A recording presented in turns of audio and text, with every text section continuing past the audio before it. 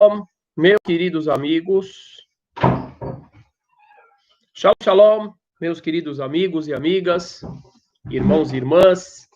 Estamos começando aqui no nosso canal do YouTube mais uma transmissão extremamente importante, extremamente valiosa para todo aquele que quer compreender de verdade o significado profundo das Escrituras e principalmente para todo aquele que quer desfazer todo tipo de mal-entendido que tem gerado animosidade, que tem gerado feridas para judeus, para cristãos, para pessoas de todas as realidades e fés que têm procurado as Escrituras como referência.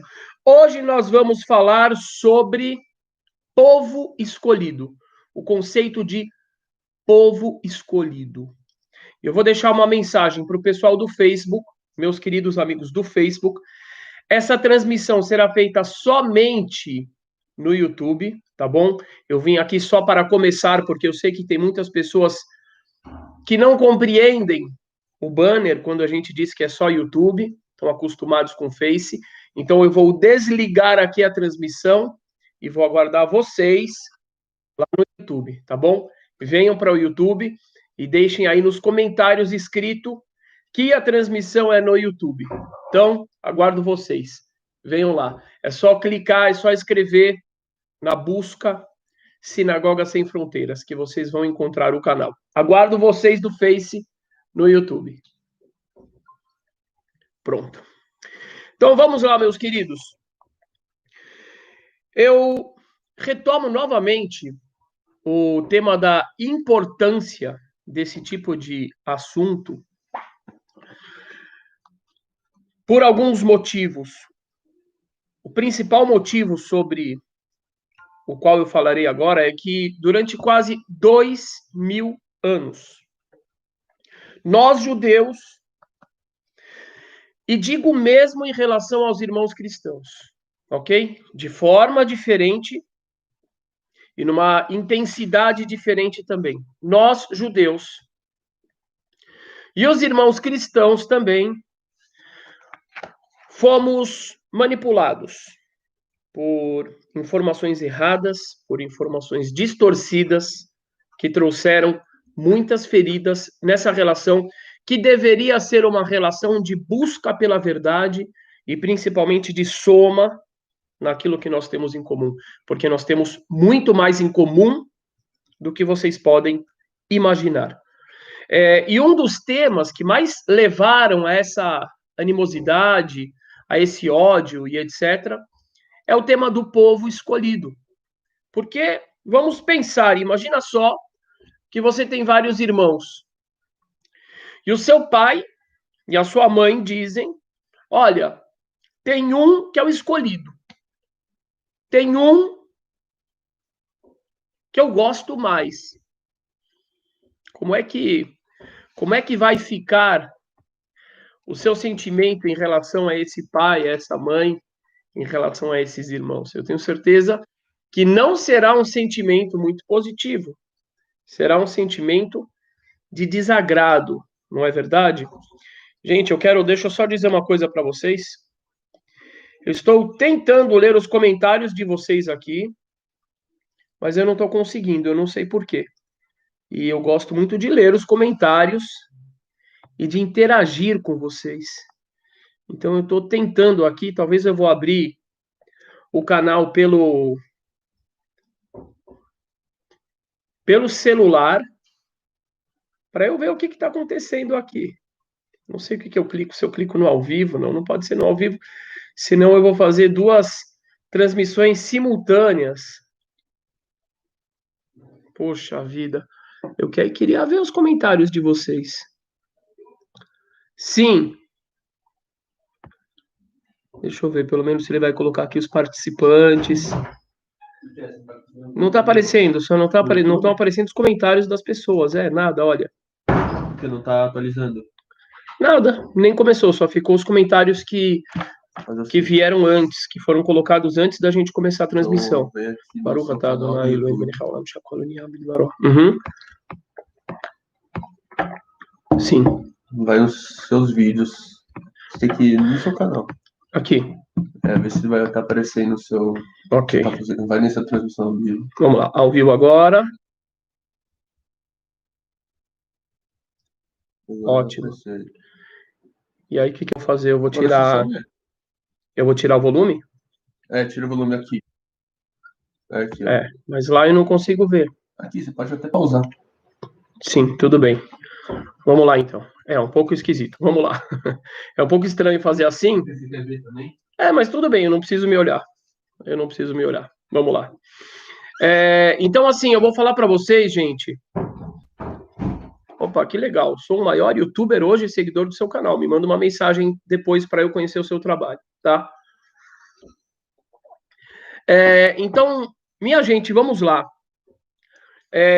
Eu tô lendo aqui alguns comentários muito importantes dizendo, não, na minha igreja eu ouço falar que os judeus são povo escolhido, etc e tal. Só que tem uma coisa muito importante, mas muito importante mesmo, gente, para vocês poderem compreender sobre o que eu estou falando. Hoje em dia, a gente tem realmente muitas igrejas aqui no Brasil, principalmente, que são bastante simpáticas a nós judeus.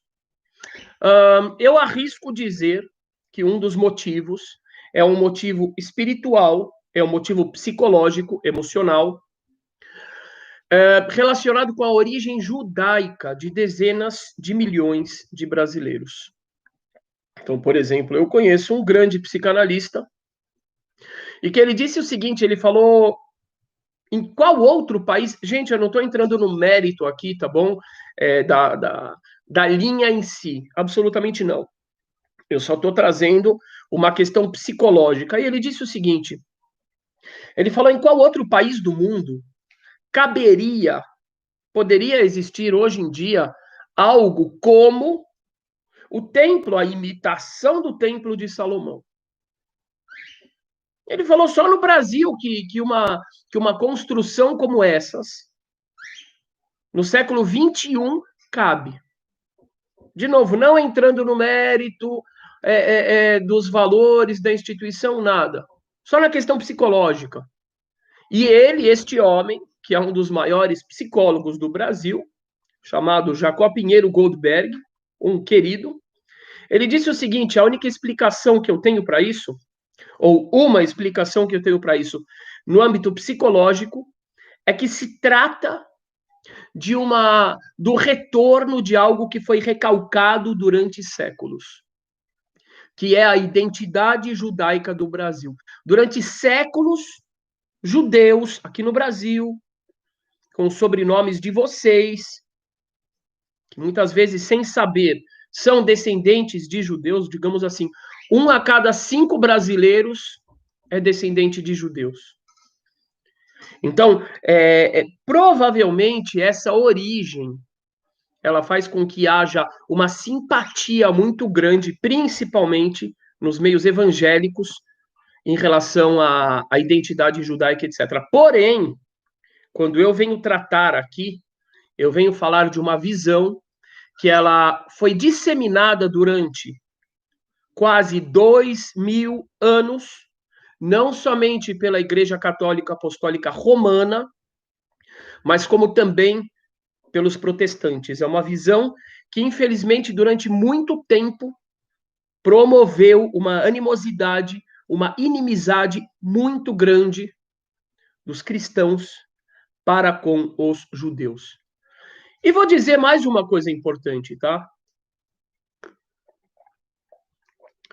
Eu acho também que existe muitas vezes uma falta muito grande de habilidade, de compreensão até, para muitos de meus irmãos judeus, rabinos, para saberem desarmar essa inimizade toda. Tem pessoas que pensam assim, eles são nossos inimigos porque é um ódio espiritual. Eu digo, não é um ódio espiritual, nada. É algo que foi são maus entendidos que foram aglomerados de geração em geração. E quando tem algum mal entendido em relação a mim, eu tenho duas opções. Eu posso ou simplesmente atacar a pessoa que está me falando o que está me falando, ou eu posso chegar para ela e falar, pera um pouquinho, vamos conversar, deixa eu te explicar, deixa eu te mostrar uma outra perspectiva, ok? Então, eu acho que isso que nós estamos fazendo hoje aqui, e já eu acho que é o 4º ou 5º vídeo dessa série, Prazer, Eu Sou Judeu, eu acho que é único nessa extensão que estamos fazendo na história. Então vamos em frente. E peço para todos que estão aqui deixarem os seus likes e compartilharem. Gente, eu vou falar, eu sei que tem muito grupo de WhatsApp, grupos religiosos, de discussão, do Telegram, do WhatsApp, Messenger. Compartilhem, peguem o link agora, compartilhem. Porque esse vídeo não tem como intuito convencer ninguém de mudar a sua fé ou de que a minha fé está certa, absolutamente não. O maior intuito desse vídeo é fazer com que os conceitos sejam bem compreendidos. No caso, o conceito de povo escolhido. E eu garanto que a partir do momento que os irmãos cristãos compreenderem bem esse conceito, eles mesmos se engrandecerão. Ok? Por isso eu digo, ele não é um vídeo apologético, não é que eu quero falar, olha, eu sou bom, olha. Não. Isso aí não é o perfil do nosso trabalho, não é o perfil da Sinagoga Sem Fronteiras. Tá bom? Então peço a vocês que compartilhem mais e mais para que a gente chegue ao maior número possível de pessoas. O Brasil precisa desse diálogo. O mundo precisa desse diálogo.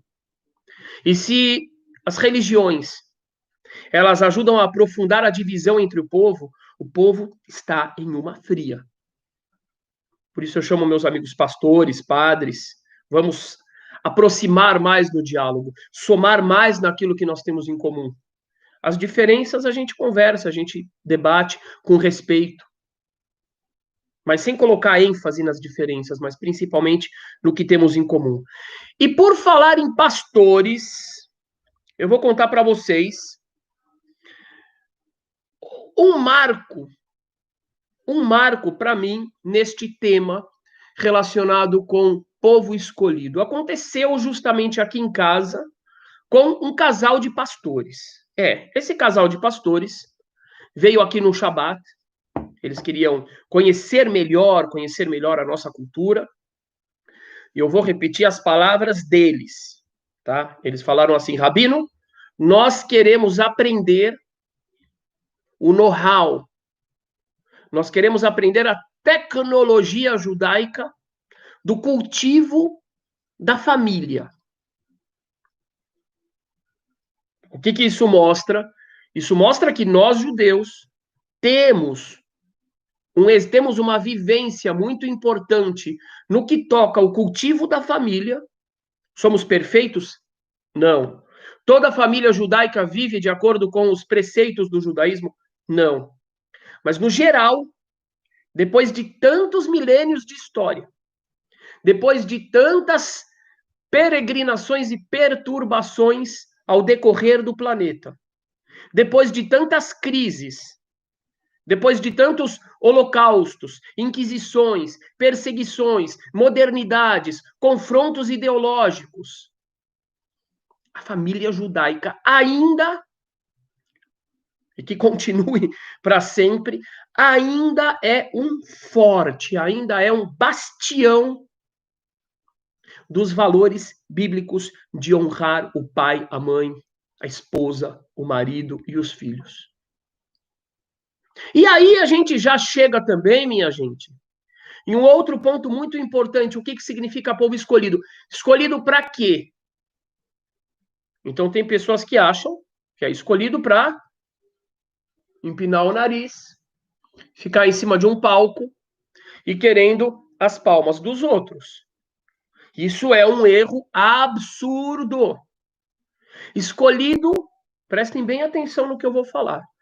Escolhido não significa melhor. Escolhido não significa superior. Escolhido significa que tem uma função específica. Foi escolhido para uma função específica. Já vou dizer por quê. Mas essa função específica tem a ver com certos aprendizados que nós judeus temos de forma histórica e nacional, a nível de nação. Quando eu falo nacional, eu estou querendo dizer a nível de povo, de nação. E através desses conceitos e práticas e virtudes, a nível de nação que nós adquirimos, servir de inspiração para todos os outros irmãos que fazem parte dessa família humana. Essa é a função, ok? Servir de luz, como está escrito várias vezes, por exemplo, em Isaías, que nós devemos ser luz para as nações. Ou como está escrito na própria Torá, no Pentateuco, vocês deverão ser Mamlechet Koanim, um reino de sacerdotes. Qual é a função do sacerdote? Dentro do povo de Israel, o sacerdote tinha a função sacerdotal, ritual, no templo, das oferendas, mas ele também, a tribo de Levi em geral, também tinha uma outra função, que era a de transmitir valores para as demais tribos. Então, quando o Eterno fala, vocês deverão ser uma nação de sacerdotes, o sacerdote deve servir o outro. Quem são os outros nesse caso? As outras nações. Então, esse é um dos pontos relacionados com essa escolha, povo escolhido. Mas vamos voltar ao casal de pastores que esteve aqui no Shabat. O pastor chegou, conversando com a gente, feliz, bastante simpático. E num dado momento ele falou assim, vocês são povo escolhido. E a gente veio aqui para aprender com vocês a questão da família. E eu confesso para vocês, minha gente, eu confesso para vocês. Para mim, esse assunto de povo escolhido, saibam, tá? Só que vai ser novidade para muita gente. Assim como para uma grande parte dos judeus, não é um assunto confortável. Por quê? Porque ele trouxe historicamente uma visão acusatória por parte dos povos dentro dos quais nós vivemos e nós vivíamos. O meu pai, eu já contei várias vezes, o meu pai, que Deus o abençoe, dê saúde e felicidade junto com minha mãe, é egípcio, nasceu no Egito, judeu egípcio. Ele fugiu de perseguição religiosa lá no Egito, da Irmandade Muçulmana.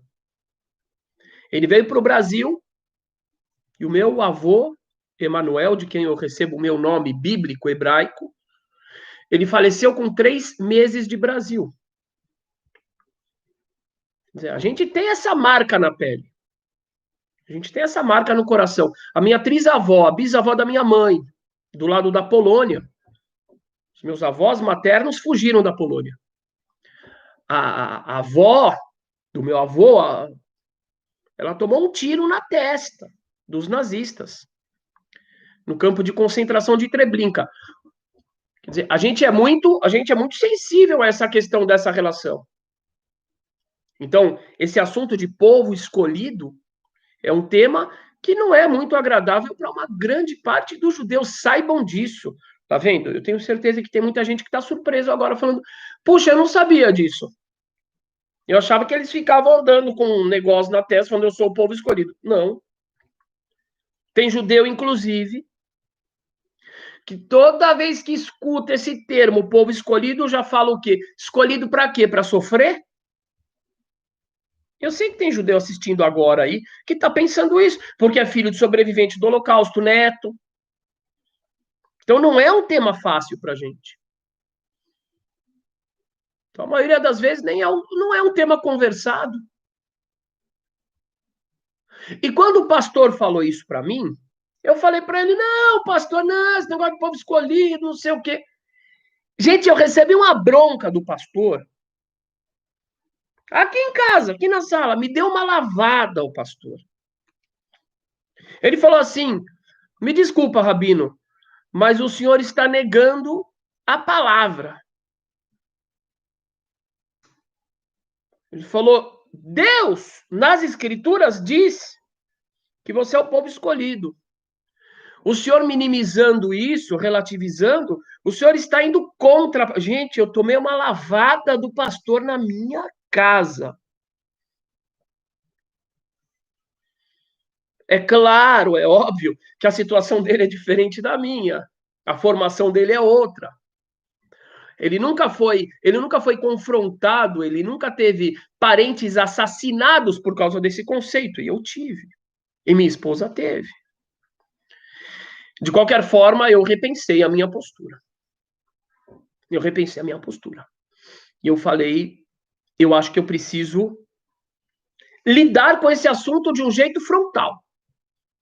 Eu acho que eu preciso me relacionar com esse assunto de um jeito honesto, edificante e verdadeiro. E aí, com o passar dos dias, eu comecei a estudar mais, a refletir mais, e aí eu cheguei aos conceitos que eu vou trazer hoje para vocês. Mas quero pedir para vocês, tem 304 pessoas assistindo e só 229 likes. Vamos deixar mais like? Gente, eu vou dizer para vocês uma coisa. Vou repetir. Essas lives, para quem é cristão, é católico, protestante, espírita, só tem acrescentado. Eu não estou vindo aqui confrontar nenhum ponto, de modo a esmoecer a fé de quem é cristão, por exemplo, de modo algum. Ao contrário, essas lives estão edificando muitas vidas. Eu recebi muitas mensagens de pessoas, inclusive, dizendo: eu estou compreendendo até melhor as minhas raízes de uma forma mais equilibrada. Ok? Então, peço para vocês, compartilhem,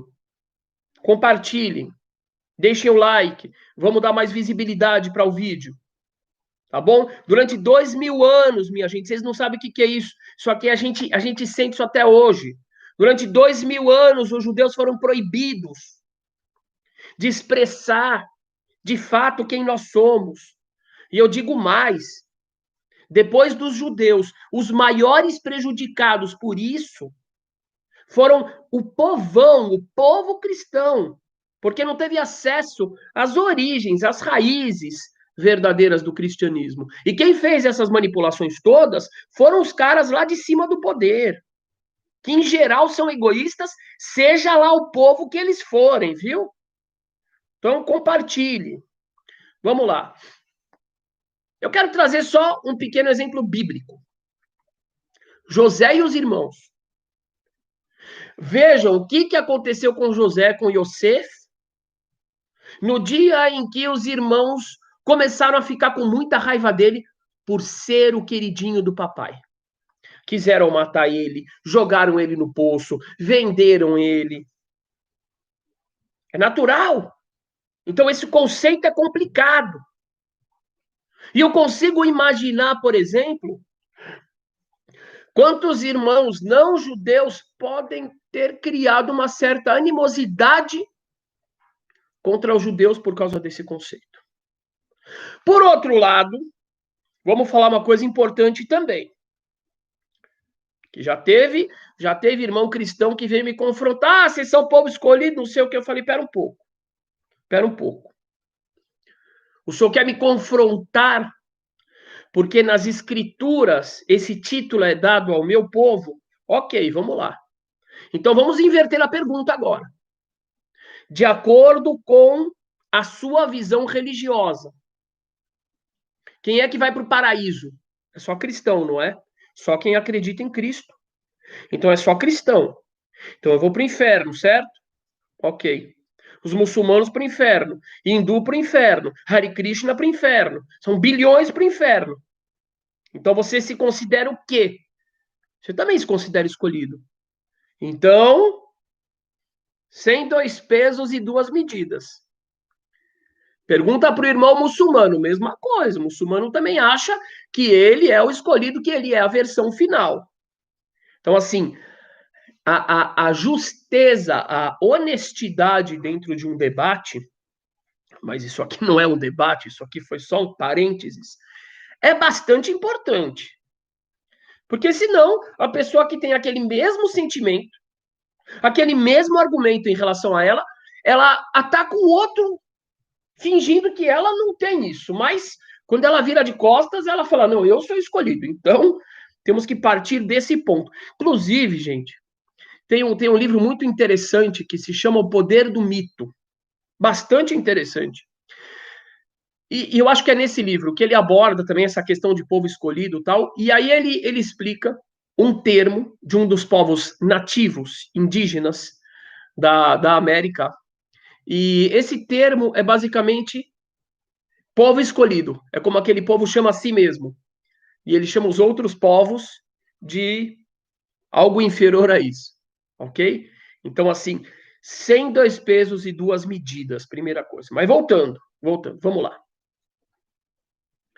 Primeira coisa que eu quero deixar muito claro e já destruir a base do ódio ou a base da soberba, porque eu também não aguento quando eu vejo algum irmão meu judeu, nós somos o povo escolhido. Eu também não gosto disso aí, não. Eu vou tratar o outro do jeito inferior, porque nós somos... Isso aqui também está errado.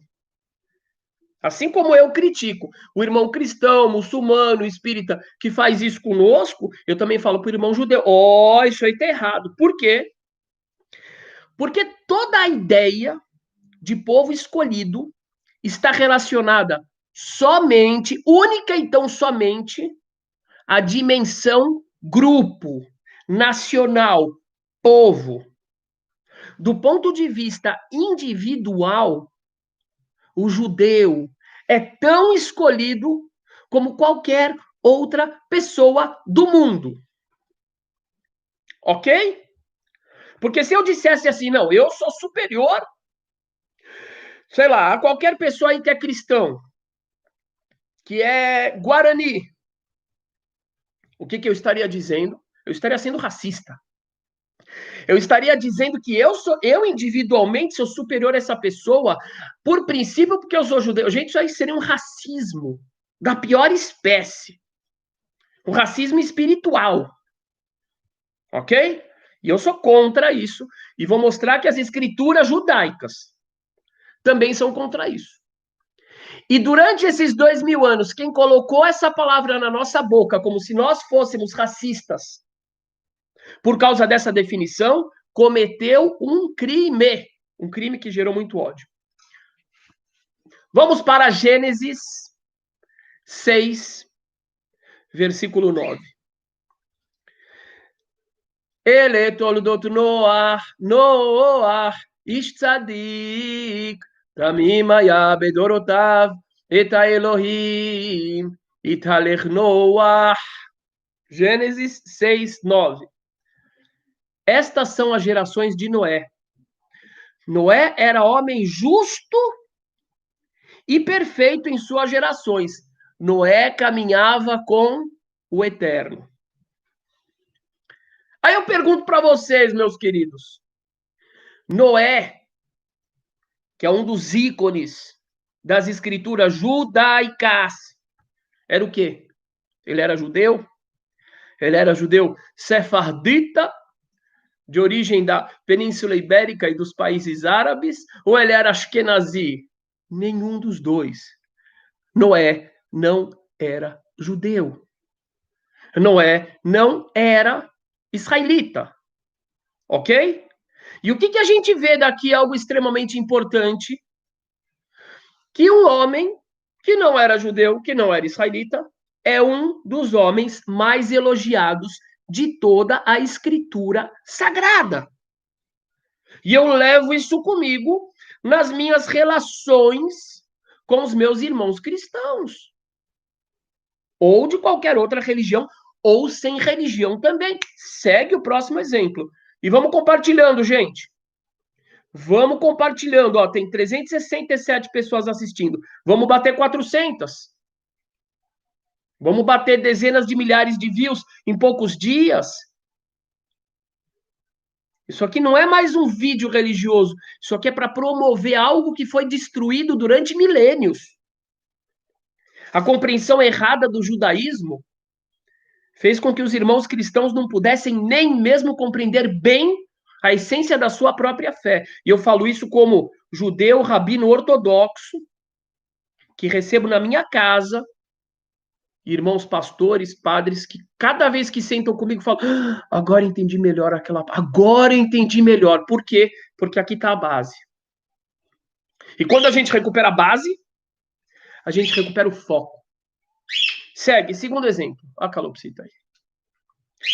Jó, versículo 1, capítulo 1. Ou capítulo 1, versículo 1. Havia um homem na terra de Uz, cujo nome era Iov. Jó em hebraico é Iov. E era este homem íntegro, reto e temente a Deus. E se desviava do mal. Olha quanto elogio para esse homem, que não era judeu, que não era hebreu, que não era israelita. Inclusive, de acordo com as tradições, o Midrash, a tradição oral judaica, ele era contemporâneo de Moisés. Vamos para o versículo 8 de Jó, capítulo 1. E disse o Senhor a Satã. Essa vai ser uma live impressionante quando eu explicar quem é o Satã, a diferença da visão judaica para a visão cristã corrente. E disse o Senhor, e disse o Eterno para Satã: observastes tu o meu servo Jó? Gente, presta bem atenção no que eu estou falando aqui. Vamos destruir os mal entendidos. Vamos promover o amor, laços de amizade e cooperação. Observastes tu ao meu servo Jó? Eu vou repetir. O Midrash, a tradição judaica oral, diz que ele vivia na mesma época de Moisés. Presta atenção. Eu estou trazendo novidades aqui. Todo vídeo eu estou quebrando paradigmas através de versículos e de citações judaicas de raiz. Não tem nada que eu não esteja comprovando aqui. Presta atenção. Observaste tu ao meu servo Jó? Porque ninguém há na terra semelhante a ele. Homem íntegro e reto, temente a Deus e que se desvia do mal. Não há ninguém na terra semelhante a ele. Gente, por favor. Jó, de acordo com todas as visões judaicas possíveis e imagináveis, não era judeu, não era hebreu, não era israelita. E é considerado o maior homem na terra por Deus. Isso não foi tirado do cânone judaico? Isso não foi apagado? Não foi editado? Não foi colocado que ele era um judeu que tinha se extraviado? Não. E daqui eu pego um prego, aqueles pregos de trilho de trem bem grande, finco fortemente como um marco, como uma base seríssima, para mostrar que, de acordo com as mesmas escrituras que dizem que o povo judeu, que o povo de Israel é um povo escolhido, das mesmas escrituras nós comprovamos, não vem me dizer que isso é interpretação. Isso aqui está comprovado que individualmente, qualquer pessoa, de qualquer povo, de qualquer origem, de qualquer cor, de qualquer etnia, pode ser maior ou menor, ou igual a qualquer judeu. Ponto. Povo escolhido não significa, biblicamente falando, que individualmente nós somos melhores, ok? Então, voltamos agora para o tema central, que é uma escolha para uma missão a nível nacional. Aqui, batemos 400. Vamos correr para 500 agora, gente. Vamos deixar like e vamos compartilhar. Põe naqueles grupos lá de discussão teológica. Põe naqueles grupos de religião, de espiritualidade. Chama o povo. E deixa eu pular um pouco aqui agora para ver os comentários, que eu estou curioso.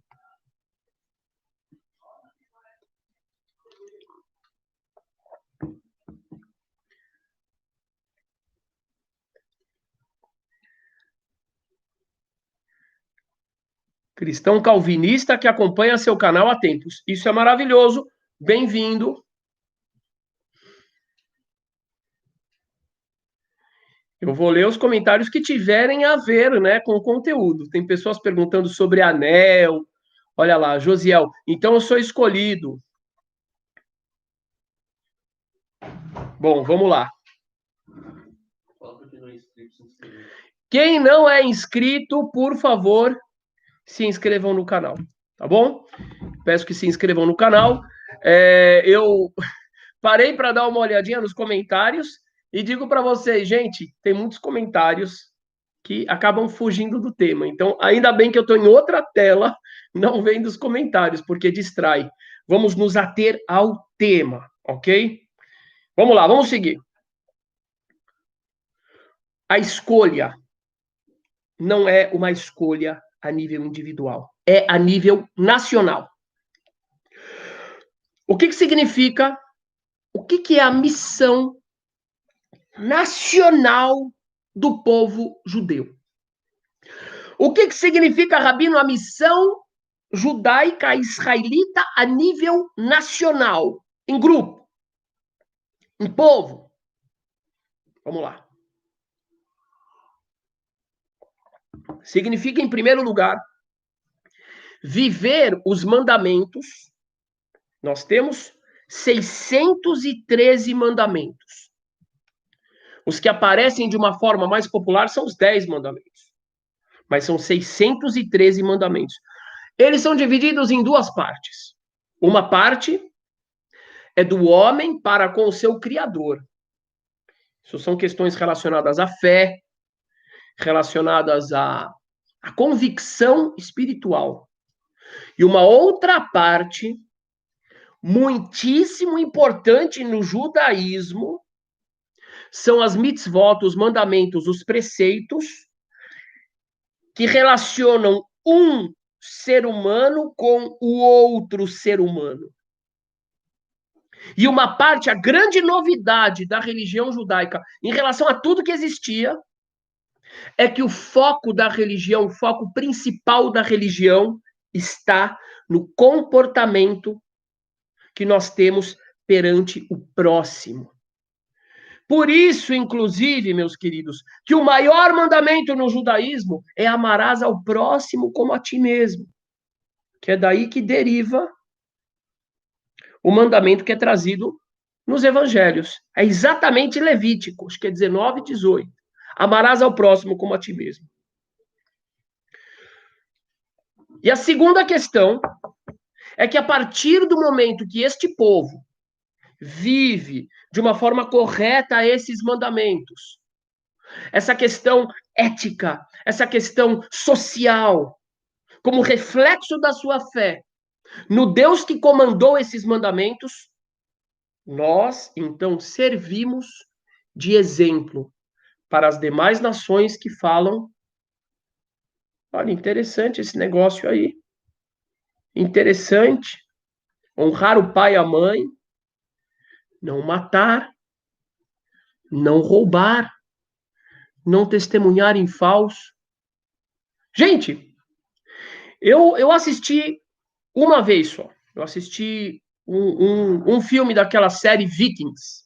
Vocês assistiram? E ali naquele filme a gente vê algo muito interessante. A gente vê uma Europa que ainda não tinha recebido o cristianismo. E quando eu falo cristianismo, nesse caso, eu estou falando dos valores judaicos que o cristianismo traz ao Ocidente. Então, como que eram as relações? Eram basicamente de força, de luta, de destruição do outro, do diferente. E aí, de repente, aquele povo, aqueles gigantes, aqueles vikings, o que que eles recebem? Eles começam a receber uma base.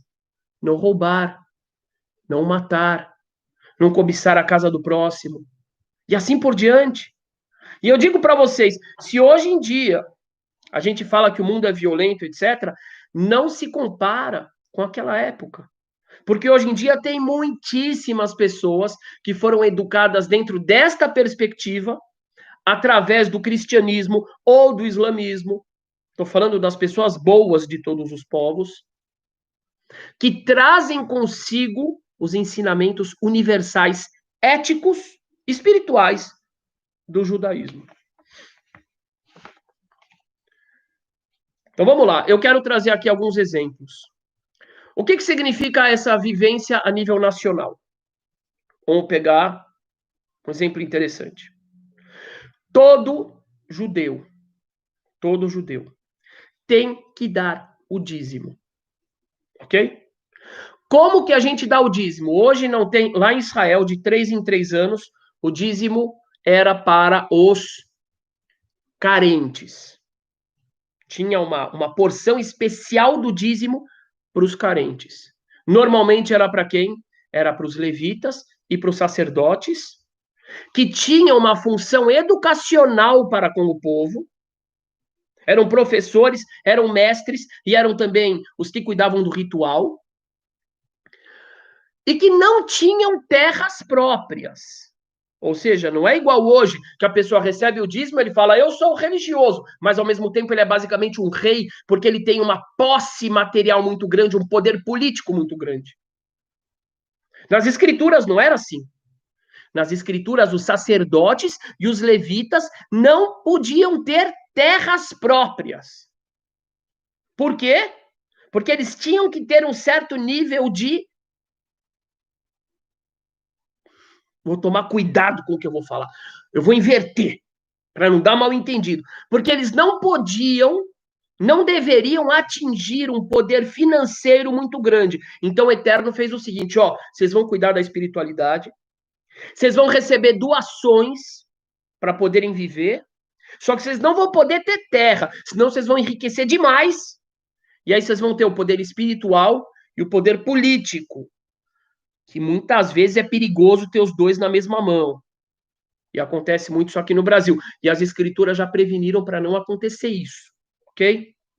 Hoje em dia, nós judeus, nós praticamos o dízimo? Sim. Como? A gente pega 10% do que a gente tem, do que a gente ganha, e vai dar diretamente para uma pessoa carente. Ah, não é para a sinagoga? Não. Não é para a igreja? Não. Não é para o rabino? Não. Não é para o pastor? Não. É para quem? É para aquela senhora, aquela viúva que está sozinha, que não tem dinheiro para comprar o remédio. É para aquele pai de família que está desempregado, que não tem dinheiro para colocar um café da manhã na mesa dele. Esse é o dízimo. Então é um compromisso, hoje em dia, é um compromisso perante o próximo. Primeira coisa. Biblicamente falando, uma boa parte dos judeus vivia no campo. Né? Tinha Jerusalém, tinha aquela coisa urbana, tinha o comércio, mas a maior parte vivia no campo. Muito bem.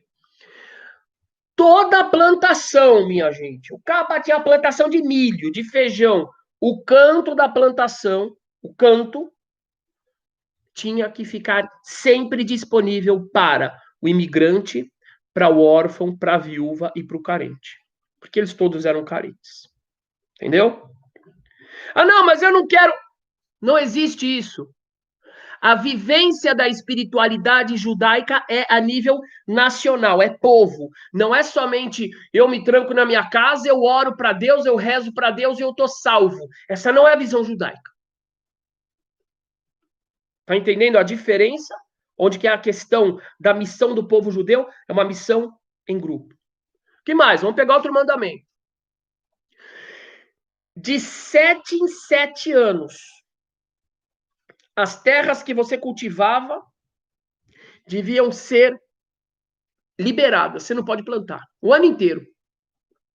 Eu não posso. Meu vizinho não pode. Estou falando de Israel. É uma vivência a nível coletivo nacional. Eu não posso. Meu vizinho não pode. E ninguém pode. E a gente vai viver um ano, o país inteiro, na fé. O que vai colher ano que vem? Na fé. Agora, pense o seguinte. Se não fosse uma vivência em nível nacional, que o país inteiro parasse de plantar, não ia existir esse teste para a fé. Não ia existir essa vivência para a fé. Porque o cara ia sair de casa e ia encontrar na feira um monte de produto. O que acontecia, então? Vem cá, Jaque, que eu não estou tendo acesso aos comentários. Senta aqui. Me fala se tá bom, tá ruim, me dá um feedback. O que acontecia, então? Deveria se deixar o campo aberto com as plantações do ano passado que estão nascendo agora, de novo, para o pobre, para a viúva, para o imigrante. É a nível nacional. Que mais? Israel, Jerusalém. Não, eu vou dar uma fuçada aqui nos comentários, que eu estou ficando curioso. Estou ficando curioso.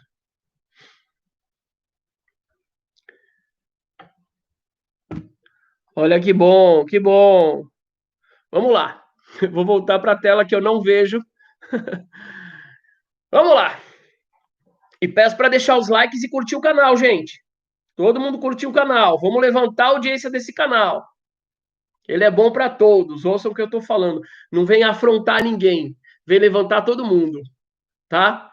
Vamos lá. Vou falar de uma outra mitzvah linda, linda, linda, que se chama Ashavat Aveidá. O que é Ashavat Aveidá? Eu vou explicar primeiro. Antes de explicar o que é, eu vou contar um caos. Quando eu fui para Jerusalém, eu e minha mulher, que era minha namorada, né? Depois separaram a gente. Falaram, não pode ter namorada, que a gente vivia igual o Stissel. Igual aquela série da Netflix Stissel, a gente viveu assim. Pegaram, falaram, cheguei em Jerusalém, comecei a andar na rua e via no ponto de ônibus um negócio escrito Ashabat Avedá. Eu falava, rapaz, perdeu no Shabat. Shabat é o 7º dia. Perdeu no Shabat um guarda-chuva. Perdeu no Shabat um chapéu. Eu falava, mas nessa cidade todo mundo perde tudo no sábado? E aí eu fui para Yeshiva, fui estudar. Aí aprendi uma mitzvah que eu não conhecia. Chama Ashavat Avedá. O que é Ashavat Avedá? Que parece a Shabat. A Shabat é no sábado. Ashavat quer dizer devolução. Devolução de achados e perdidos. Então, você anda lá em Jerusalém assim. Você vê no ponto de ônibus um papelzinho escrito. Alguém perdeu um guarda-chuva. Por favor, ligue para o meu número, provando que o guarda-chuva é seu. Aí tem um monte de papelzinho assim destacado, né? Cortado, com o número de telefone da pessoa. A pessoa que perdeu o guarda-chuva fala, rapaz, eu perdi o guarda-chuva. Será que é o meu? A pessoa vai lá, arranca um pedacinho, põe na carteira. Quer dizer, hoje em dia tem celular. Quando eu estava lá, não tinha celular, né? Pega o celular e liga. Fala assim, eu perdi um guarda-chuva. A pessoa vai ver se é da pessoa mesmo. Fala, que cor? O cara fala, é preto. Não, o que eu tenho não é preto. Liga outro. Perdi um guarda-chuva. Que cor? Amarelo. Ah, amarelo. Ah, tá. Que mais que tem? Tem alguma coisa colada no cabo? Tem uma bolinha, um adesivo de uma bolinha vermelha. Pronto, é seu. Tá aqui, vamos se encontrar no lugar tal que eu vou te devolver. Isso é uma mitzvah super presente, é um preceito, é o cumprimento de um preceito super presente no dia a dia de uma comunidade judaica, em bairros praticantes ou até não tão praticantes em Israel. É um preceito. Da pessoa para o... Aí achei, achado não é roubado. Não, não tem essa não. Não tem achado não é roubado, é de alguém. Procure. Exemplo, que mais? honrar pai e mãe. Do próximo, você com o próximo. Seu pai e sua mãe são o seu próximo. Você forma famílias assim. A família do seu vizinho, a família do seu amigo. O seu filho vai na casa do amiguinho dele, ele vai ver a mesma coisa. Isso aqui é uma vivência nacional. Pode sentar no lugar do pai. E tem muito brasileiro que traz essa tradição judaica lá de trás, sem saber que tem origem judaica. Não pode sentar no lugar do pai. Pode sentar no lugar da mãe. Não pode chamar o pai pelo nome, nem a mãe pelo nome.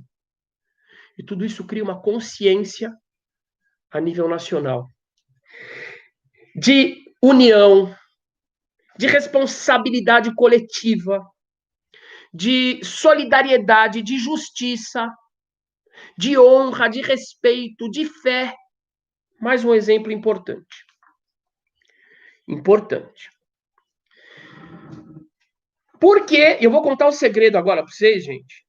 Devia ter 1.000 pessoas assistindo, estamos com 425, mas devia ter umas 1.000 já. Que eu vou contar agora, isso aqui é importantíssimo.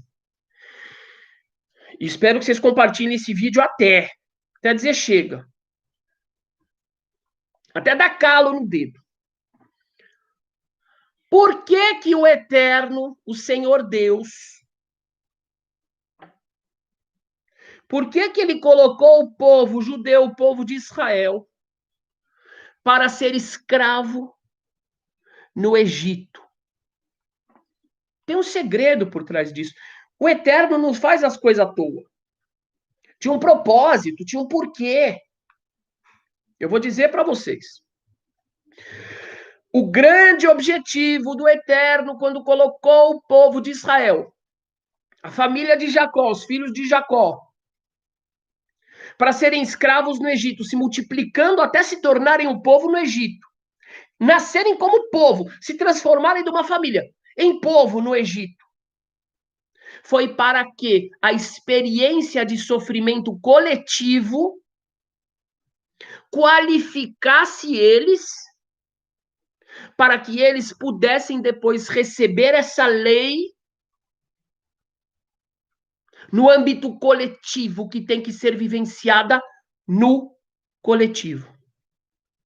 Por quê? Se não tivessem passado por essa escravidão de cerca de 200 anos, 210 anos, juntos ali, seria muito difícil exigir daquelas pessoas, por exemplo, que amassem o próximo como a si mesmo. Muita gente me fala hoje em dia, Rabino, esse negócio é muito bonito, esse preceito, mas como é que vai viver isso? Eu digo para você. Se você tem, como a gente tem, a marca, a cicatriz, a dor de um holocausto há 2 gerações atrás, você compreende o quão próximo você é dessa pessoa. Isso cria um vínculo entre você e essa pessoa que faz com que você trate ela como um parente. Esse foi o grande segredo da experiência da escravidão do Egito. Deus, o Criador, ele ia cobrar do povo judeu que as pessoas, os estranhos, aqueles que não se conhecem, um vive no norte, outro vive no sul de Israel, se tratassem como irmãos. Amarás ao próximo como a ti mesmo. Proibição de cobrar juros. Achou alguma coisa na rua, não existe achado, não é roubado, você vai procurar o dono. Você tem que tratar o próximo, mesmo que você nunca viu ele na tua vida, como um irmão. E Deus preparou o povo judeu. Porque, não, gente, pode falar o que quiser. Pode inventar um monte de regra bonita. Não funciona. Não cola.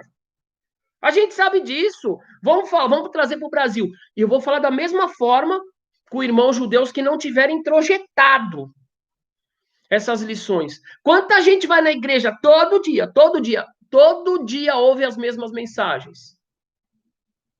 Nas sinagogas também pode acontecer a mesma coisa. E não introjeta. Então, para que não acontecesse isso, Deus falou, esse povo vai sofrer junto. Isso vai criar vínculo.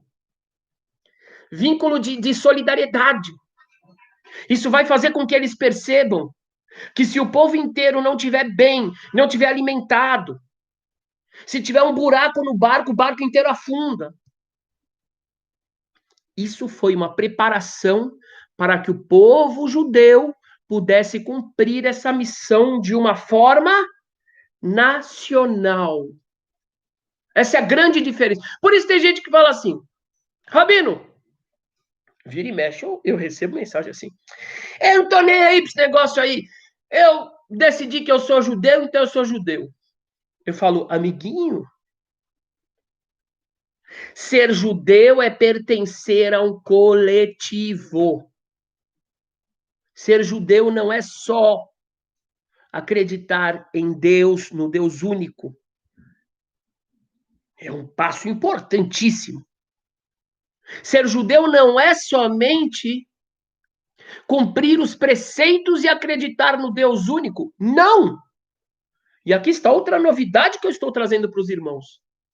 Ser judeu é fazer parte de um coletivo, ter um sentimento de responsabilidade muito grande por cada um dos indivíduos desse coletivo, estar conectado à história de milênios e milênios e milênios, e saber que o seu destino está ligado com o destino desse coletivo, o seu futuro também. É presente, passado e futuro.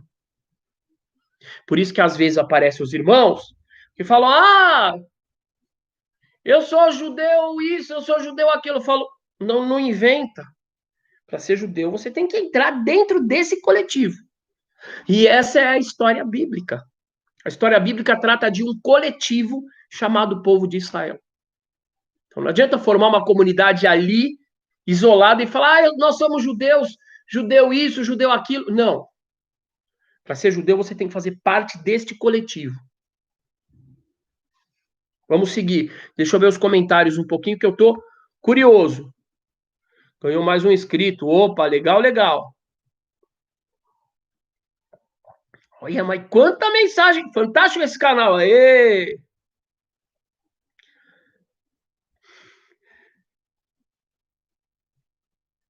Vamos lá. A Janete Franco escreveu, quanta responsabilidade ser judeu. Olha, absurdamente é verdade isso. É uma responsabilidade fora de série. Fora de série. Por isso não é fácil. Por isso que o judaísmo também não é proselitista. Não é só acreditar. Acredite no único Deus e aceite os preceitos. Não!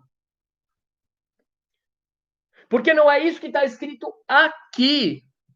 Aqui está escrito que nós temos uma responsabilidade coletiva.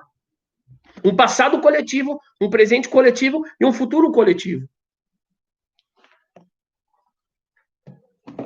Eu não sei se eu já estou demorando muito, a gente já está aqui há 1 hora. Eu tenho muito assunto aqui ainda, gente. Eu não sei se eu deveria deixar para outro dia. O que vocês acham?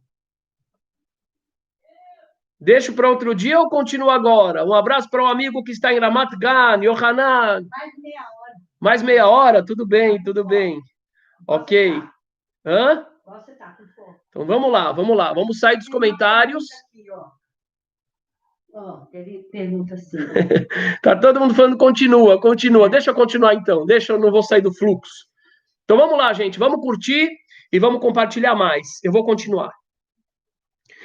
Eu tenho certeza de que este é um dos vídeos, eu estou falando de modo internacional, mais esclarecedores a respeito desse tema, se não for o mais, de toda a história. Eu quero desfazer os mal-entendidos. Eu não quero vencer ninguém. Eu não quero vencer irmão cristão nenhum. Eu quero estar junto. Eu quero desfazer os mal-entendidos. Eu quero acabar com o ódio gratuito que foi criado por lideranças. Algumas de forma proposital, dividir para dominar. Outras que fizeram isso por incompreensão, por ignorância. Vamos juntos, vamos juntos. Eu vou trazer aqui agora uma fonte, gente, que vocês vão ficar impressionados, tá? Existe um conceito entre nós judeus que se chama Kol Israel Arevim Ze La Ze. O que significa? Todos os judeus são responsáveis uns pelos outros. Eu vou trazer um versículo e depois vou trazer uma questão histórica interessantíssima, tá? Versículo, estamos em Josué, capítulo 7. O povo de Israel tinha adentrado a terra prometida. E eles começaram a conquistar algumas cidades. E Josué disse: não é para ninguém tocar nas posses dos vencidos. Todas elas serão anátema. Aí eu achei um tapete, meu amigo, não mexe. Não mexe. Aí eu encontrei lá uma almofada, um sofazinho que eu gosto. Não mexe. Tudo bem? O povo respeitou. De repente, os israelitas foram para uma batalha, que era meio óbvio que eles iam vencer, e eles perderam. Perderam feio. Aí voltaram. Aí, de novo, foram lá, se arregimentaram, foram de novo para a batalha. Tomaram uma sova. Perderam feio. Aí depois, Josué em hebraico é Yoshua, começou a rezar, e aí ele ficou sabendo, ele falou, rapaz, eles fizeram lá os Urim e Tumim, aí descobriram por que estava acontecendo isso. Tinha um homem chamado Achan, em português não sei como, é Acã, em hebraico é Achan, que ele tinha pego alguns objetos de uma das pessoas que pereceram, de um dos oponentes que pereceram na batalha. E por conta dele, todo o povo de Israel pagou o pato. Daqui, os sábios do Talmud dizem, Kol Israel Arevim Zelazé. Daqui a gente vê que o povo de Israel inteiro, um é responsável pelo outro. O que é isso? É a vivência em nível coletivo. Nós somos responsáveis pelo que o outro está fazendo. Entre nós temos esse sentimento. Vou trazer um ensinamento interessantíssimo histórico, tá? Bem bacana mesmo, que é o seguinte. É uma mitzvah, é um preceito que se chama Pidyon Shvuim, resgate dos capturados. Séculos atrás, 3 séculos atrás, 4, 5, tinha uma coisa chamada pirata. Hoje também tem, mas tinha mais, tá? E vira e mexe, as pessoas estavam lá viajando, de repente vinha um barco, um navio com piratas, capturavam um outro navio, pegavam os bens e pegavam as pessoas e vendiam as pessoas em feiras para serem escravizados. Branco, negro, muçulmano, cristão, judeu, chinês, mongol, era todo mundo vendido para ser escravizado. Os judeus, e aqui eu estou falando dos meus antepassados, eu tenho certeza que eles participaram há 300, 400 anos disso. Os judeus tinham uma caixinha de dinheiro, que toda a comunidade tinha obrigação de colocar dinheiro ali. Para quê? Para se, de repente, eles estavam andando na feira, tem um judeu lá que foi preso, está sendo vendido, a comunidade tinha obrigação de pagar, comprar ele e libertar. O que é isso? É a vivência da fé, dos valores da fé no âmbito coletivo. Ok? E deixa eu dizer uma coisa. Essa calopsita tá doida. Eu quero que ela saia voando aqui pra vocês verem ela voando. Vai ser. Ainda quer me morder a bicha. Eu quero dizer para vocês uma coisa muito importante. Muitas pessoas podem estar se perguntando o seguinte. Eu ia perguntar isso, tá? Eu ia perguntar isso. Eu ia falar assim, mas pera um pouco. Muito bonita essa vivência interna judaica. Olha, eu me coloco no lugar do outro. Falo, se eu fosse cristão, se eu fosse da Assembleia, se eu fosse da Universal, se eu fosse da Quadrangular, se eu fosse católico, eu ia falar assim, bonito, bonito isso. Mas não tem um certo egoísmo aí? Por que eles fazem isso com os outros e não com a gente? Bom, então aí a gente tem algumas explicações extremamente importantes. Em primeiro lugar, eu já vou dizer o final. Quando nós pegamos as escrituras, aqui,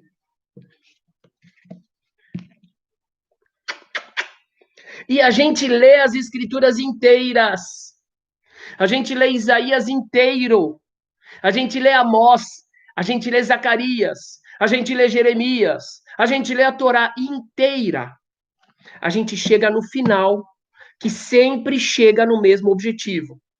Então as nações transformarão suas espadas em arados, e não mais farão guerra. Ou em Zacarias, então as nações também transformarão as suas espadas em paz, em enxadas, e cada um se sentará debaixo de sua figueira. Naquele dia, todas as nações se unirão, etc, etc, etc. Ok? Então, essa vivência, que ela é realmente maravilhosa, dificílima, não é feita de forma perfeita, mas graças a Deus é feita há milênios. Nós vivemos isso há milênios, eu afirmo para vocês. Eu vivo isso há milênios. Eu vivo isso há décadas. E minha família vive isso há milênios. Esta vivência tem como objetivo, em primeiro lugar, ser vivenciada. Em segundo lugar, servir de inspiração para que todos adquiram essa consciência e num dado momento histórico, que é o prelúdio, que é a abertura da era messiânica, toda a humanidade esteja consciente de que é assim que devemos viver e passemos a viver assim. Ou seja, quando nós falamos luz para as nações, qual que é o intuito? O intuito é, eu recebi o pastor, minha esposa dele aqui em casa.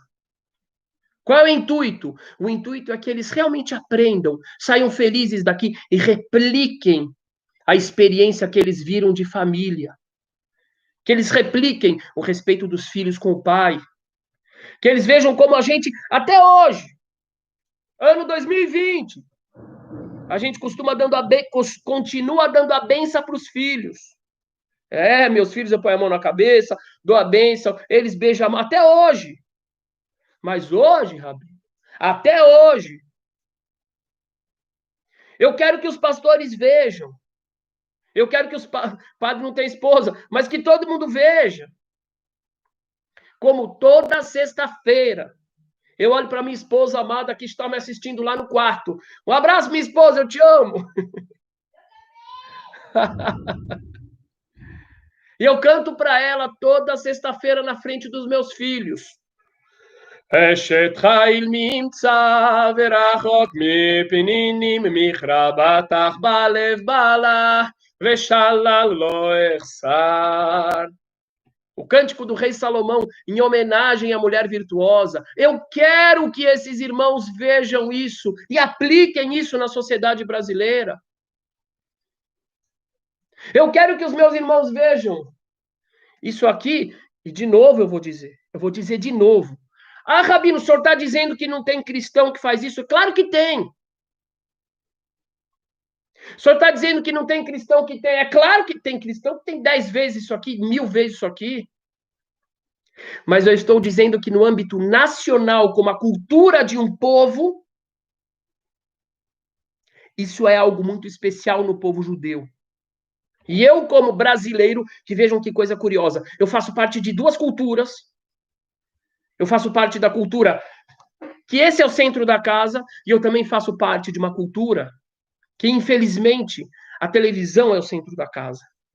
Eu faço parte de uma cultura, que é a cultura judaica, na qual os grandes sábios, a grande sabedoria é o assunto principal.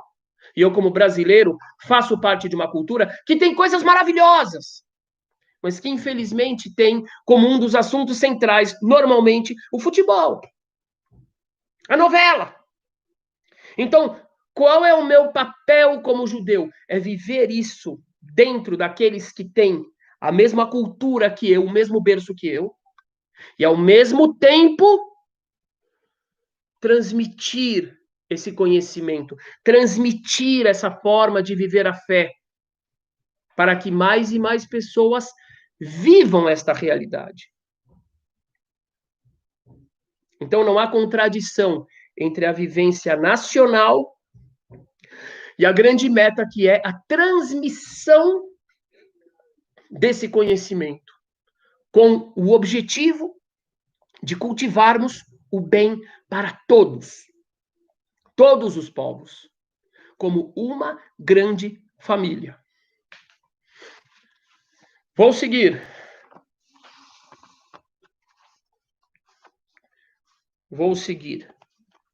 Qual é? Agora eu vou para uma questão muito importante. Qual é o diferencial? Por que que o povo judeu foi escolhido? Como povo. Vou repetir novamente uma coisa muito importante. Como indivíduos, a Gisele Lemos, a Tainá, a Sabrina, o Marlon, o Chicote de Deus, todo mundo tem o mesmo potencial que eu.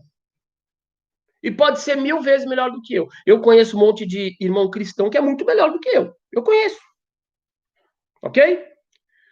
Toda essa nomenclatura povo escolhido é para uma missão a nível coletivo, nacional. Por isso a religião judaica não é somente fé. Não é somente prática. Mas é a participação dentro de uma dinâmica de grupo durante milênios. No presente, com o passado igual, que nos formou para que pudéssemos ser o que somos, e com uma percepção de que o futuro é comum a todos também. Agora tem uma questão muito importante aqui. Por que que Deus escolheu esse povo? A resposta é simples. Porque temos uma história. Qual é a história? A história é a história de uma família que escolheu Deus. A família de Abraão e Sara, que saem lá de sua terra, de Ur dos Caldeus, que passam por Harã, que vão para Canaã. Lá eles têm Isaac. Isaac tem Jacó. Jacó tem os 12 filhos. Aqueles 12 filhos vão para o Egito. Ali aparece Moisés. Uma família que buscou Deus. Uma família que se qualificou geração após geração nos ensinamentos de Deus. E é por causa, justamente, deste berço, que não foi uma geração, que não foram 2 gerações, foram várias gerações, que aquele grupo, prestem bem atenção que esse é um dos argumentos mais importantes desse ensinamento. É por causa deste preparo de gerações e gerações, Abraão, Isaac, Jacó, 12 tribos, 4 gerações, são quase 10 gerações, que crescem em um berço de pessoas que buscavam Deus. A partir desse momento, pela primeira vez na história, você tem um grupo grande que está qualificado para esta missão de viver os valores éticos a nível nacional, durante milênios, enfrentando as maiores dificuldades, as maiores perseguições, podendo, inclusive, presentear a humanidade com estes exemplos. Ninguém está falando de perfeição, mas é através dos judeus que os 10 mandamentos, que o amarás ao próximo como a ti mesmo, chega no mundo inteiro, por exemplo. E vários outros ensinamentos importantes também. Então, a questão do berço é muito importante. Eu vou trazer alguns versículos e daqui a pouquinho eu quero ver se vocês querem continuar, por causa do tempo. Aqui, vamos para Deuteronômio. Deuteronômio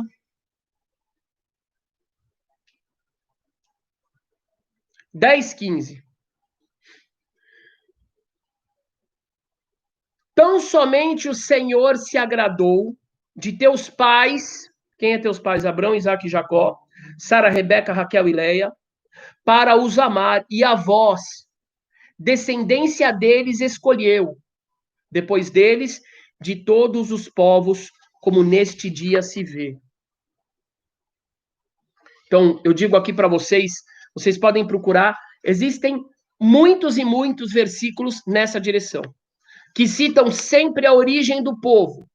Abraão, Isaque e Jacó, como origem da escolha de Deus em relação a esse povo. É um povo que tem um berço, gerações e gerações e gerações, e, portanto, é um grupo, é um coletivo, é uma nação que está pronta, a trancos e barrancos, com todas as dificuldades que a história traz, a viver de forma coletiva, inédita, um ensinamento ético-espiritual durante milênios. Chegamos assim até hoje. Isso é impressionante. Isso é impressionante. Isso é obra dessa escolha e dessa qualificação.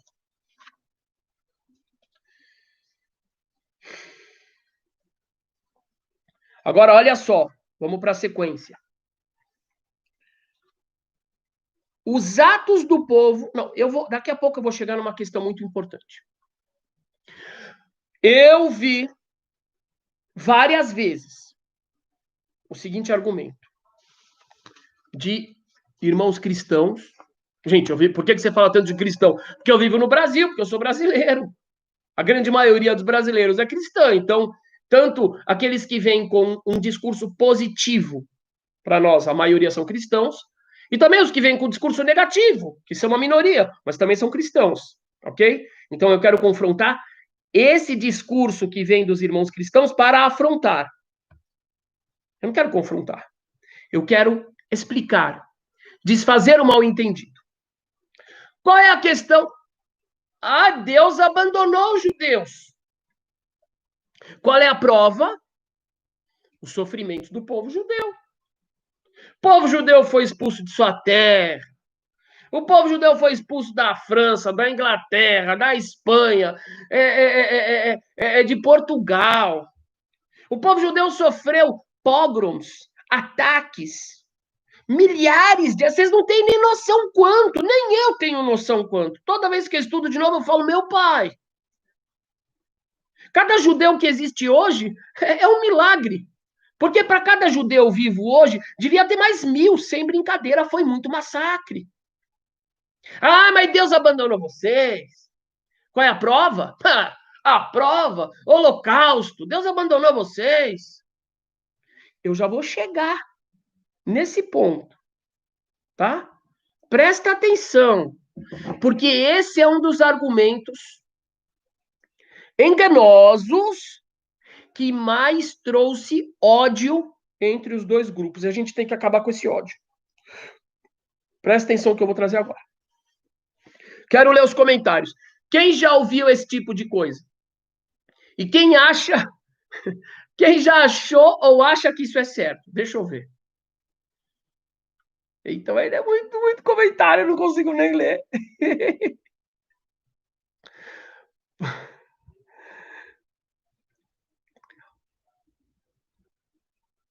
Olha lá, começaram a falar, nossa, ouvi pior.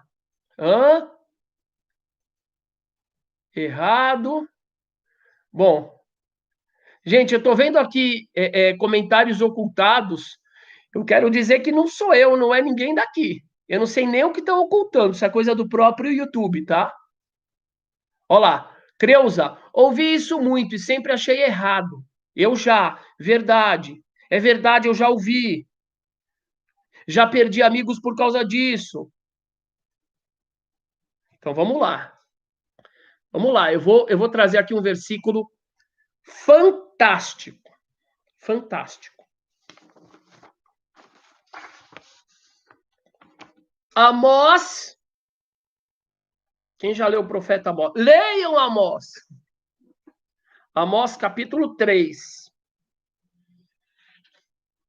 Versículo 1 e 2. Deixa eu pegar em hebraico, né? Vocês não gostam de hebraico? É gostoso ouvir, não é?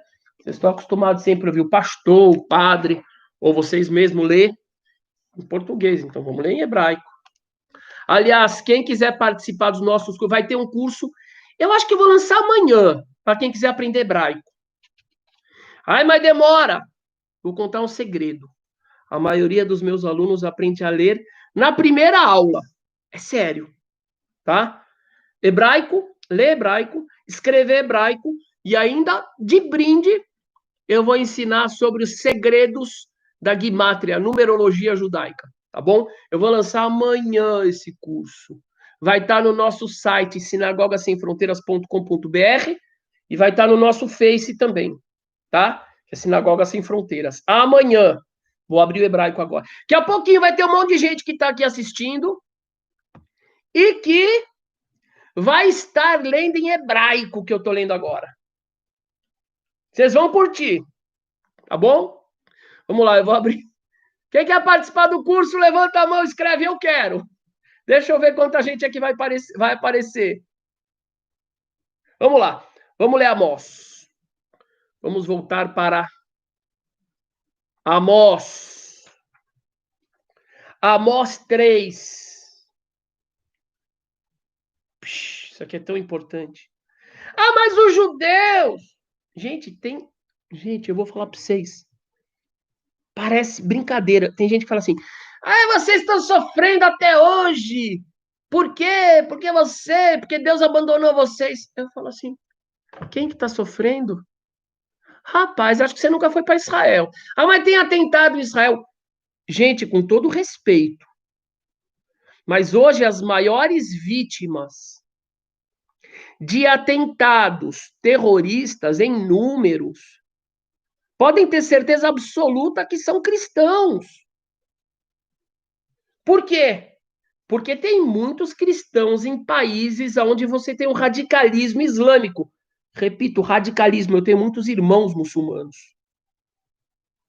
Mas em países islâmicos tem explosão de igreja, tem decapitação. Na África, pegam mulheres cristãs e vendem elas como prostitutas, garotas, mulheres, esposas. Mas sempre vem aquele discurso, sabe por que vocês sofrem tanto? Porque Deus abandonou. Eu falo, para de olhar o passado. Olha agora, olha o presente. Mas eu digo mais. Olha o presente, conserta o passado para que tenhamos um futuro bom, todos nós. Eu quero um futuro bom, igual diz Isaías 19, junto com os sírios, com o Egito, com o libanês, com os italianos, com todo mundo, com o russo, com o chinês. Chega dessa confusão em nome de Deus. Mas vamos voltar para o argumento. Deus abandonou os judeus, por isso que aconteceu tanto sofrimento. Eu vou mostrar que é o contrário. É incrível. É o contrário. Como assim o contrário, Rabino? Eu vou ler. Fica calmo, você aí, fica calma. Não! Eu não estou enrolando, eu vou mostrar aqui. É o contrário. Amós, capítulo 3, versículo 1 e 2. Vamos lá. Shim'u et hadavar hazeh asher diber Adonai alechem benei Israel. Semana que vem vai ter gente aqui. Muitos que estão aqui vão ler igual eu em hebraico. Vai participar do curso. Vocês vão curtir. Escutem esta palavra que o Eterno falou sobre vocês, ó filhos de Israel. Al kol hamishpacha asher eleti me'eretz Mitzrayim lemor. Escute. Toda a família. Como isso é lindo. A coerência interna. O povo judeu é chamado de família, gente. Entendam isso. É por isso que eu estou dizendo. É a vivência coletiva. Ela é diferente. Por causa da sua história, por causa da formação do grupo, com Abraão, Sara, Isaac, Rebeca, Jacó, Raquel, Léa, os 12 irmãos, por causa dessa formação, desse núcleo familiar, só esse grupo podia viver durante milênios a mensagem ética e espiritual a nível nacional. É por isso que fomos escolhidos, porque guardamos a memória de sermos uma família. Ah, o outro é pior? Ele não é pior. Jó não era judeu. Noé não era judeu. Os mais elogiados. Mas no âmbito nacional, como grupo, nós fomos forjados de uma família, mantivemos a consciência de família e por isso temos essa qualificação e esse dever a nível nacional. Presta atenção que a gente já vai terminar.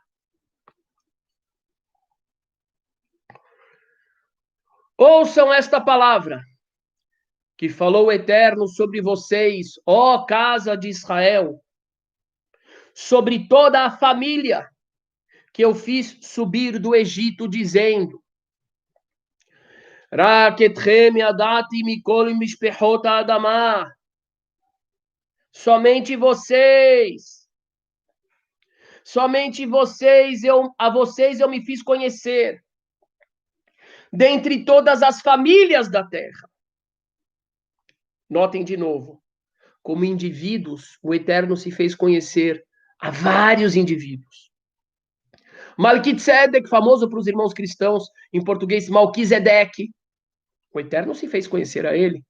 O Eterno se fez conhecer por sonho ao faraó, na história de Abrão, quando o faraó toma Sara. O Eterno fez se conhecer por sonho a Abimeleque, em português, em hebraico Avimelech, na história de Isaac, quando o rei quer tomar Rebeca. O Eterno se fez conhecer a vários indivíduos não judeus, a Balaão, o profeta. Mas é aqui que está o segredo desse título. Ele diz: a única família da terra a qual eu me fiz conhecer foram vocês. Como família, só foram vocês.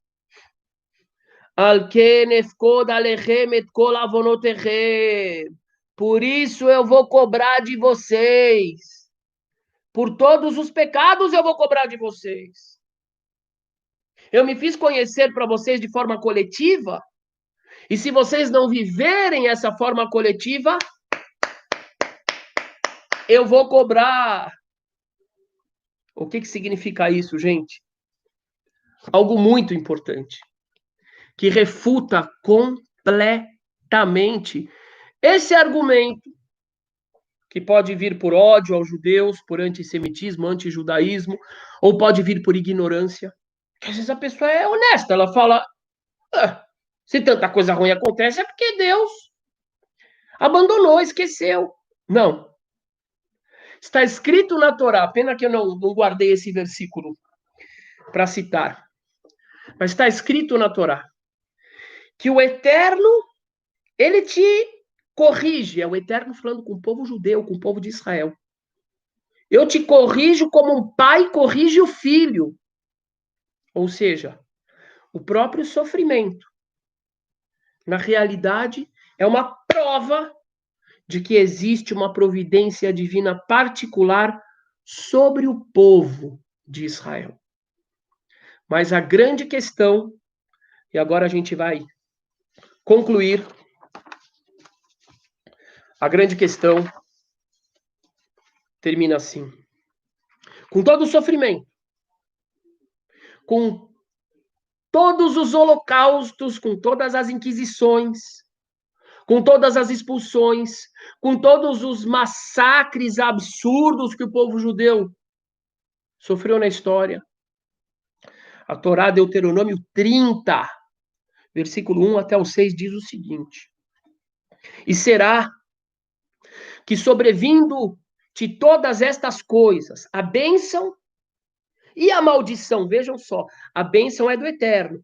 Oh, quantos judeus vencedores do prêmio Nobel! É uma bênção, é um número grande proporcional, é uma bênção. Ai, Deus está com eles. Olha, Israel conseguiu. Ai, Deus está com ele. Quanto judeu próximo? Ah, Deus está com ele. Não é só a bênção, que é demonstração de que Deus está com o povo de Israel e com os indivíduos também, com cada um de nós. Às vezes aquilo que a gente vê como maldição é um puxão de orelha do pai. O pai que não ama o filho, ele deixa ele ir para o caminho errado, cair no abismo. Isso aqui é lição para cada um de nós, viu? No particular já. Seu pai te ama, ele tá fazendo com que você vai colocar a mão na tomada. Meu pai não gosta, tá? E será, depois de todas essas coisas, a bênção e a maldição, que tenho posto diante de ti, e te recordares delas, entre todas as nações, para onde te lançar o teu Deus, e te converteres ao Senhor teu Deus, e deres ouvidos à sua voz, e etc, etc. Então o Senhor teu Deus te fará voltar do teu cativeiro, e se compadecerá de ti, e tornará a ajuntar-te de dentre todas as nações, entre as quais te espalhou o Senhor teu Deus. Uau! Veio o Holocausto. Foi a maior desgraça na história do povo judeu. Vocês estão falando aqui com descendente de pessoas que foram assassinadas ali. É seríssimo isso. Os judeus que viviam onde viviam os meus bisavós, que foram para o Egito, que é uma ilha de Corfu, foram todos assassinados pelos todos. Mas o que aconteceu depois? 1948, 3 anos depois do Holocausto, de repente, os ossos secos da profecia de Ezequiel, aqueles que estavam dentro daquele abismo, daquele vale, de repente começam a fazer igual a profecia. Os ossos secos, nunca na história da humanidade tiveram tantos ossos secos em valas comuns como durante o nazismo. E ossos secos, principalmente de judeus. E de repente, cleque, cleque. Levanta o fêmur se junta com o calcanhar, se junta com os ossos do dedo do pé, se junta com o joelho, se junta com o quadril, se junta e começa a sair um monte de gente do Vale dos Ossos Secos, ressuscitam e formam o Estado de Israel. É de arrepiar. É de arrepiar. E aí vem a grande pergunta, mas como é que os judeus conseguiram se manter unidos? Com 2000 anos de exílio, desde o ano 70, o templo foi destruído pelos romanos. Como é que esse povo, que estava espalhado na Polônia, na Rússia, na Argentina, no Brasil, nos Estados Unidos, na Austrália, na África do Sul, no Egito, na Nigéria, no Irã, como é que esse povo conseguiu manter essa coesão? E na primeira oportunidade que tiveram, que foi depois de 2000 anos, conseguiram voltar para a terra ancestral, fundar um estado e hoje ter um dos estados per capita mais fortes, mais evoluídos, tecnologicamente, culturalmente falando, do planeta.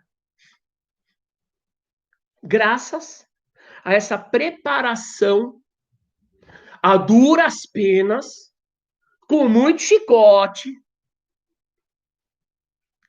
histórica, nacional, a nível de povo. E é por isso, é impressionante, que nós estamos aqui, vivos, com uma mensagem viva, mas que tem uma meta. A grande meta dessa mensagem é o mundo todo. Por isso precisamos desfazer os mal-entendidos. Precisamos quebrar todos os grilhões do ódio, da incompreensão.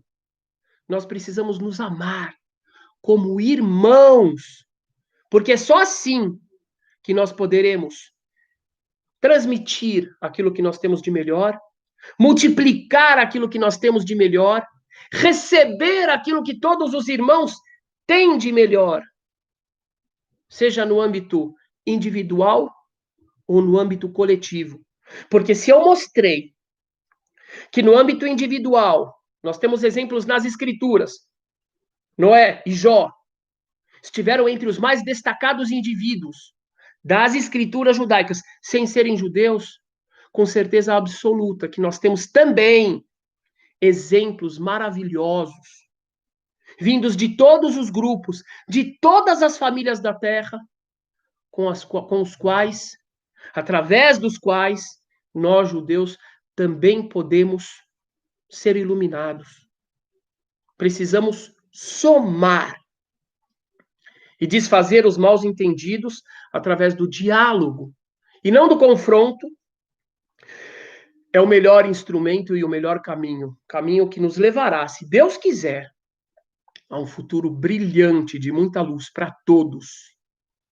Porque se Deus é o Pai, nele somos todos irmãos. Um grandíssimo abraço a vocês, meus queridos, amados irmãos, de todas as religiões, sem religião também, cristãos, muçulmanos, espíritas, do santo, ateus. Tem um Pai só, então somos todos irmãos. Eu peço a todos vocês, meus queridos, que compartilhem essa live, compartilhem, não por, como diz a linguagem bíblica, não em honra de mim ou da casa de meu pai. Compartilhem em honra do nosso Pai no qual nós somos todos irmãos. Essa mensagem precisa ser multiplicada e concretizada. Um beijo para vocês. Um beijo no coração da alma de vocês. Shalom.